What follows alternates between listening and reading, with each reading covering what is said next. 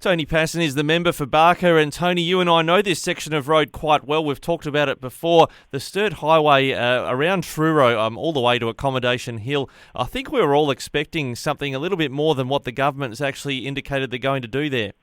I think we were. I mean, the price tag is $202 million.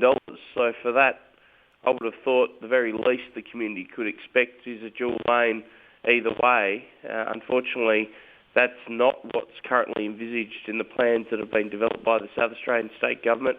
It's one lane either way with an overtaking lane opportunity. Not good enough, I say, and I think the community agrees with me. Yeah, when you say there's an overtaking lane opportunity, at the moment it is a one lane both ways through to the town of Truro and indeed the highway leading up to that. But surely they would have at least provisioned for a future land acquisition so that they would have room for two lanes in the future. Well, that's my understanding that they have done. They are currently negotiating with landholders around the future provisions. But mate, the reality is, Ricky, either in the short term, or let's not hope, in the medium or long term, we will be duplicating the Sturt Highway to the border. So why wouldn't you build the brand new section, which the community has asked us to refer to as the Truro Freight Route?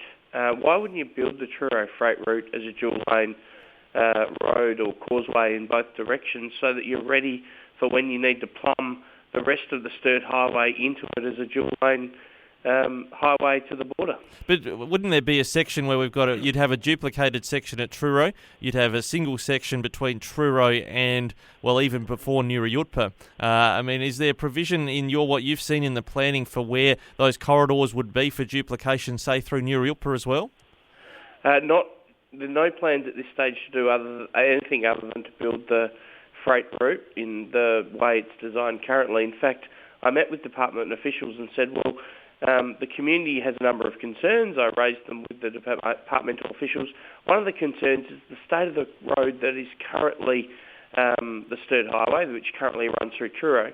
While you're on site, can you give the community an undertaking that you'll improve the surface of that road, given that the machinery is in the vicinity? And the answer was no. Our only plan is to build the what they call the bypass, what I'm calling the freight route. It just seems to be that there's a plan that the Department of Infrastructure and Transport has. There are desires that the community has for an optimal outcome. And whilst there is plenty of consultation, lots of talking, there's not a lot of listening. Yep. What we need here is the department to listen to the community. Now, we just talked before about the western side of Truro and leading up to Nurayutpa, but on the eastern side, I understood that there's a new alignment proposed going down Accommodation Hill. It would surely make sense that is 100% duplicated from the get-go. And is that sort of more the compelling argument on this one? Well, that's right. I mean, the most compelling argument is that the relevant state minister responsible, Tom Koutsantonis, has made a big deal of getting the north-south corridor right, doing it once and doing it right, and has indicated that will come at an additional cost of some $5 billion. Well, I say, if it's good enough to get the north-south corridor, Torrens to Darlington section right the first time, it's good enough to get the Truro freight route right the first time. And if that means additional monies need to be secured from the state and federal governments, get on with it.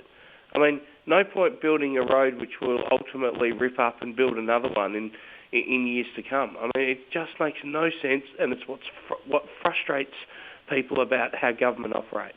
Well, and I guess lastly, it's also designed, isn't it, this corridor to be getting the freight out of the Adelaide Hills off of rail possibly and moving not through the metropolitan area but actually getting it around the Adelaide Hills and then into the Adelaide through that Northern Expressway. So you think duplication is the key way of getting that freight through? That's right, and it's agreed across government, the bureaucracy, other places, that we want to take 70% of the heavy vehicle freight, which currently goes up through the Adelaide Hills and down through Adelaide, either via onto South Road, off Cross Road or down Fullerton Road. We want to get that freight out of the Adelaide Hills and out of the Adelaide CBD or metropolitan area, because that freight is headed to Port Adelaide. So if you think the Sturt Highway is busy with heavy vehicle traffic today, expect it to close to double when those works are completed. Hence the need for this freight route and why it needs to be a duplicated road, the Sturt Highway from the border to Adelaide.